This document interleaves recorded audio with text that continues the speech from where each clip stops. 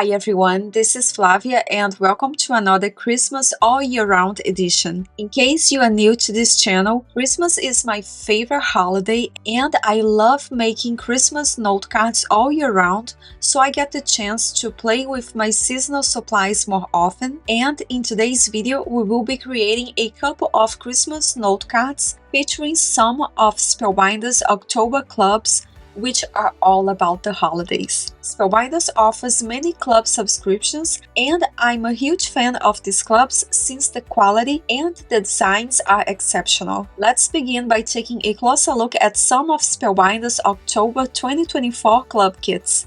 This first one is the small die of the month, which looks pretty big to me, so you can only imagine how big this month's large die club is. This one is called Festive Friends and it contains 17 metal plates that we can use to create a large bear wearing a sweater all wrapped up in Christmas lights, along with an adorable penguin wearing a scarf and a winter hat. Next, we have the stitching die of the month, which is called Merry and Bright Cloche, with 13 metal plates included. It has two sentiment options and we will be able to stitch the die cut tree as well as this large scallop piece if you want to. But if you do not want to do any stitching, know that you will also be able to create beautiful projects without doing any of that, since these metal plates will create gorgeous impressions on the cardstock. Moving on, here is the Festive Lights Glimmer of the month with 3 plates included. One to hot foil the sentiment Merry Christmas, along with a die plate to cut it out if you want to, and this large background plate to hot foil Christmas lights. Aside from this hot foil plate set, we also get a foil roll when we sign up for the Spellbinders Glimmer Hot Foil Club, and this month's foil color is Speckle Aura, which is a gorgeous speckled golden foil, just perfect for the holidays, and that is what I use to hot foil this panel. Next, we have the Checkered Argyle Embossing Folder of the month. Spellbinders also offers a 3D embossing folder club, which is also very good, but this one is just a regular embossing folder. What I really like about Spellbinders folders, aside from the amazing designs and quality, is that they are pretty big, giving us the option to make note cards in many different sizes, from A1 or A2 size all the way up to A7 or even those large slimline note cards. The last club that I have to show you is the large die of the month called Cozy Toes Slippers. This is a really fun set with 20 plates included that we can use to cut out the lower body of someone wearing PJs and a pair of slippers. And notice here that we get plates to cut out a Santa, penguin or a rabbit's face, as well as a monster's foot to make different types of slippers. We also get 2 metal plates to cut out a sentiment banner that says warm and cozy wishes. This is really a fun set and I just couldn't wait to make all of these different types of slippers. To make this first note card, I will be using the Festive Friends die set. I cut out all of the needed pieces at once to make the process easier, as I usually do, and I like to use a pair of self-lock tweezers to hold the really small die cuts as I apply glue in the back. To add some shading to this red sweater, I will quickly go around the bottom edge with a blending brush and brown ink. This is an easy and quick trick to really bring the note card to the next level. To make this bear's eyes black, I will use Nuvo Drops. I will cover the negative space of one die cut with pieces of tape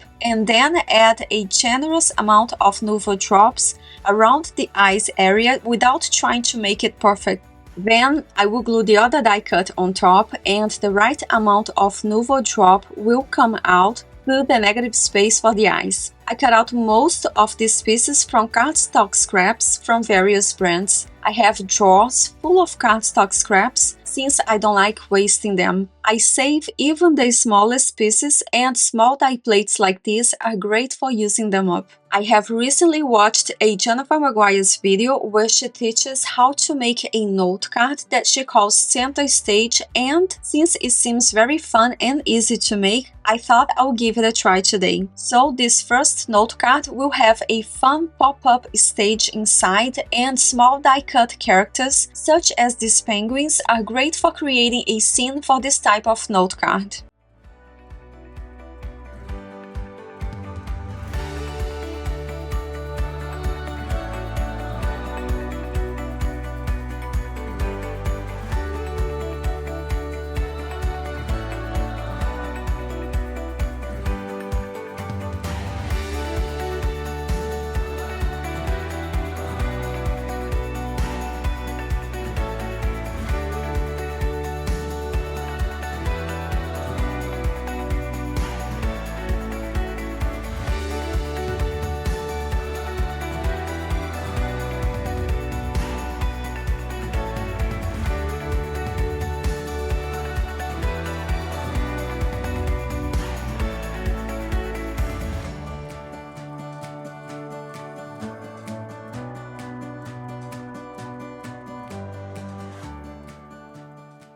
To create the card base, we will need two top-folding A2 size note cards. These are 5.5 inches tall by 4.25 inches wide. Since we will use one note card as it is, I will set this one aside for now. Using a scoring board, we will need to score a line at 2/3 from both ends of this other note card. Then, using a bone folder, we will need to fold this note card following these score lines to end up with a piece looking just like this one. The next step is to unfold this note card and cut out a window right in the center. You can use any die shape to cut this out. You just have to make sure that the metal plate you are using does not go over these two score lines on the right and left side. The score line in the center is the middle point of this note card, and you can use it as a guide to center the die plate and cut out a window over this score line in the center. As you run it through your die cutting machine, make sure to secure the metal plate in place so it doesn't shift. This panel with the window will go inside the note card, and this is how it will look in the end after we are done decorating it. To add some sparkle to the inside of the note card, I will spray golden shimmer all over this white panel. When using sprays, make sure to do so outside if you can, or use a note box as I'm doing here to protect your work surface so there is less cleaning to do when you are all done. After that, using a stamp from a note set, I will stamp the sentiment Warm Holiday Wishes right above the center stage. If you are planning on stamping or hot foiling a sentiment, you must do it before gluing the two card pieces together. On my center stage, I will glue 4 penguins, 2 on each side and 1 on top of another just for fun. You can use any die cuts to create your scene, and the only requirement is that the die cut pieces must not go over that score line in the center. Otherwise, it will stick out when the note card is closed, and we do not want that.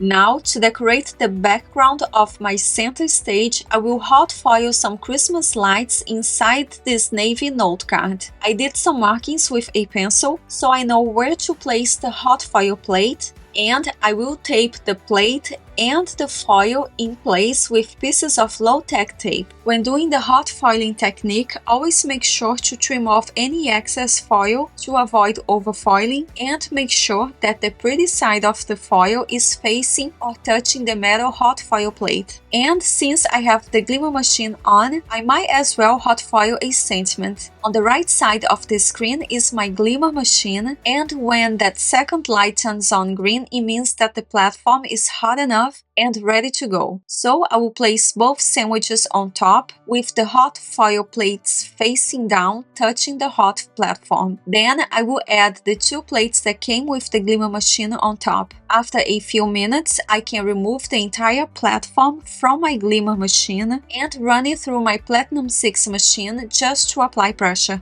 The result is always amazing, and using the coordinating die plate, I will now now cut out the foiled sentiment that I will later adhere to the front of my note card. To color over a dark panel such as this navy cardstock, I like to use Faber-Castell coloring pencils, and here are the colors that I will be using to color these hot foiled Christmas lights. We will skip most of the coloring process because it is just basic coloring, nothing fancy here, but I love how easy it is to add color to dark cardstock with these pencils. If you're also using coloring pencils, remember to avoid coloring over the foiled sections because you will not be able to wipe it off of the foil. And if you're using a lighter color of cardstock, I will still advise you to use coloring pencils instead of markers because the back of this panel will be visible and you might get some ink bleeding in the back if using markers. I did add some golden cardstock strips to the edges of this navy piece that are about 1/4 inches wide, but in a minute you will see that I changed my mind and replaced them with glitter cardstock strips. I just wanted the extra sparkle, but you do not need to add these strips if you do not want to. Once we are done decorating these two card pieces, we can go ahead and glue them together. To do so, I will add glue to one flap of this white piece and glue it inside the navy note card up against that glitter cardstock strip. And I will do the same thing for the other side. If you choose not to add cardstock strips, you can go ahead and line up the edges of these two pieces as you glue them together. And just like that, we have created the amazing Jennifer Maguire center stage card base. For the front panel, I will begin with a 5.5 by 4.25 inches navy panel. I will go around the edges with a blending brush and brown ink. Then, just like I did earlier, I will spray golden shimmer all over this panel and dry emboss it with Spellbinder's embossing folder of the month. Here is a closer look at the gorgeous texture that we get. The back looks great too, and we can use either side of this panel. We could definitely use this panel as it is.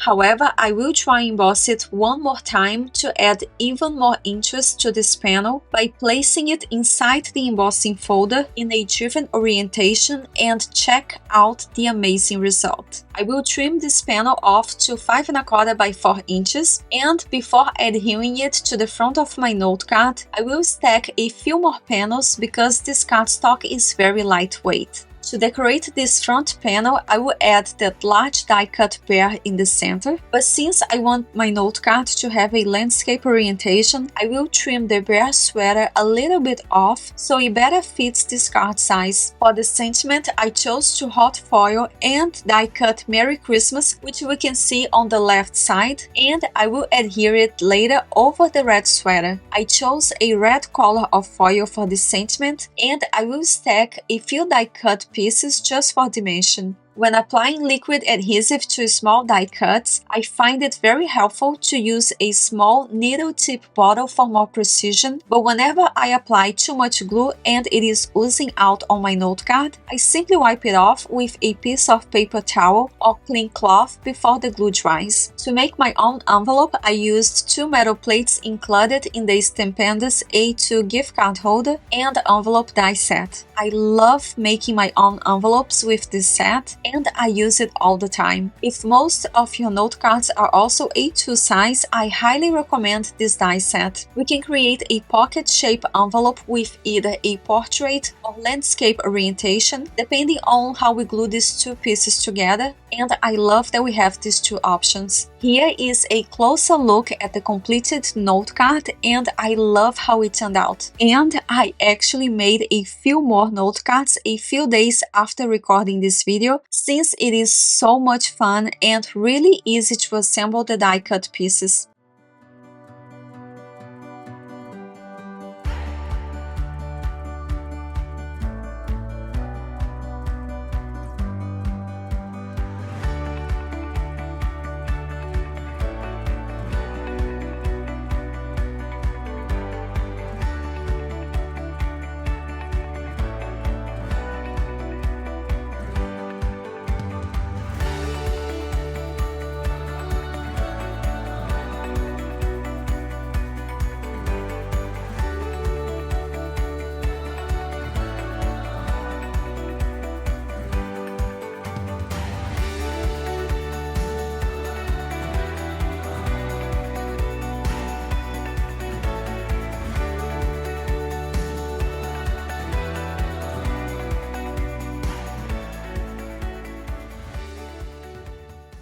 Moving on to the second note card, this time I will be playing with the Spellbinder's large die of the month. Let's begin by assembling the die cut pieces.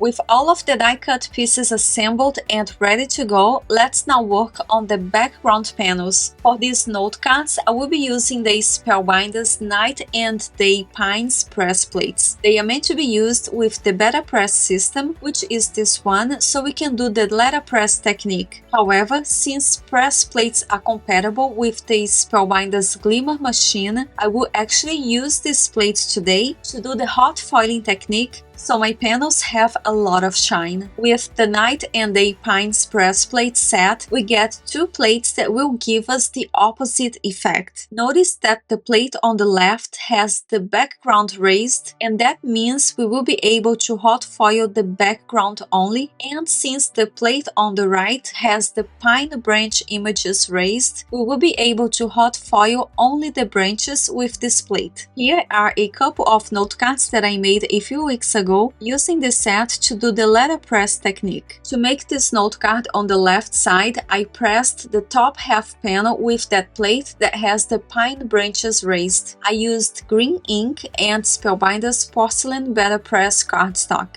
Then, using the same color of ink and cardstock, I used the other plate with the background raised to letterpress the bottom half of the front panel, and I did the opposite for the note card on the right. With the letterpress technique, not only we get stamped images, but these plates add a lot of texture to the cardstock and it looks and feels amazing in person. To do the hot foiling technique with these plates, I will use pieces of red foil and red cardstock for a tone-on-tone look. I like to begin by taping the foil and the cardstock to the metal plate, and once my glimmer machine is ready, I will place this sandwich on top with the press plate touching the hot platform. I will also add the two plates that came with the glimmer machine on top, and while I wait for the press plate to warm up, I will assemble my next sandwich using the other press plate. After a few minutes, I will remove the entire platform and run it through my Platinum 6 machine just to apply pressure, and notice the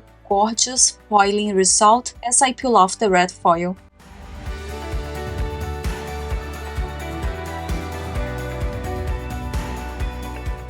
And here is the opposite result when hot foiling with the other press plate. Since there is a lot of foil left onto these pieces of foil that I just used, I will later do the reverse foiling technique to avoid any waste. Off screen, I trimmed each red panel off to 5¼ inches tall by 4 inches wide, and I glued each panel to the front of a top folding A2 size note card. At the last minute, I decided that I needed white bunnies and not pink ones, so instead of starting all over, I will simply remove the hat and adhere a white die cut layer on top of the pink one. Then I will add red hats instead of the blue ones that I just removed to go with the Christmas theme. Usually I edit out parts of the video where I make a mistake or change my mind just to be mindful of your time, but I decided to leave this one just to remind you that we all make mistakes and I do it all the time. I also change my mind a lot. It really is just part of the process, and it doesn't always mean that we need to start all over. Sometimes it is just an opportunity to make it better. To assemble each note card, I will begin by adhering a sentiment banner to the lower section, and I will use a T-ruler to help me make sure it is straight. It says warm and cozy wishes, and I used metal plates included in the large die of the month to cut it out. Before gluing the two legs to my note card, I will temporarily place it where I plan on gluing them later, and then I will add some pencil marks to indicate where I need to trim it off so it better fits this card design. I will use strong liquid adhesive to glue the legs to the front panel, which means only the slippers' faces have dimensions since I used foam adhesive to glue them in place. For the envelopes, I chose a Craft Color A2 size envelopes that I got from Amazon, and I will decorate the flap of each envelope with red bows using metal plates included in the Spellbinders Christmas Wreath add-on die set. I cut these pieces out of red and glitter red cardstock, and I absolutely love the style of these bows. They are just perfect for decorating envelopes. So here is a closer look at all of the adorable note cards created with Spellbinders October 2024 Large Die Club.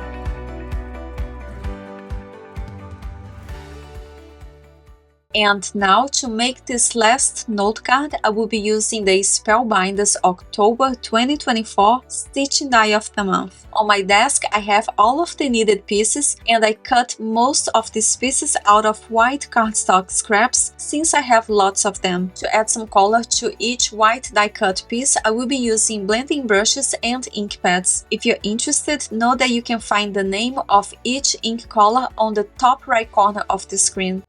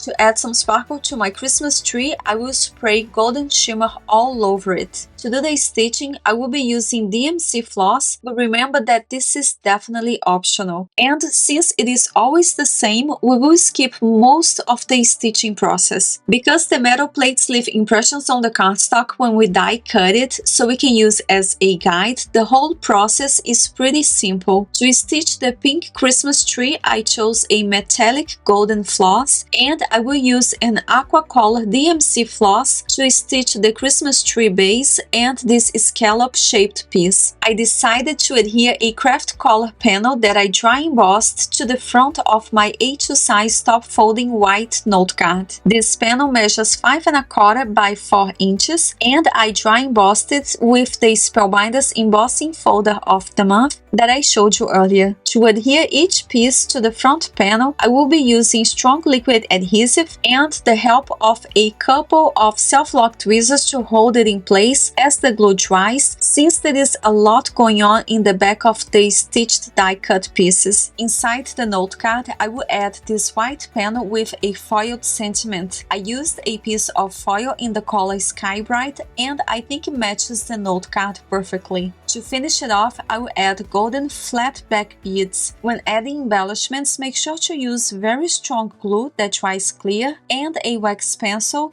to help you pick up the small pieces. For the envelope, I will make my own pocket-shaped envelope in portrait orientation to match the note card that will go inside, and I will add a white die-cut bow to the flap of the envelope. Here is a closer look at the completed note card. I know these are not traditional Christmas colors, but I do enjoy switching it up once in a while. And of course, I had to make an extra one since it is really difficult for me to stop creating creating when I am at peace and having so much fun. So this is all that I have for now, and I thank you for stopping by and watching this video until the end. I really appreciate it. If you're interested, I have a list of all products used in the description box down below, and know that you can find a visual supply list over on my blog. If you make something inspired by this video, make sure to tag me on Instagram. Have a wonderful day, take care, and I hope to see you again soon.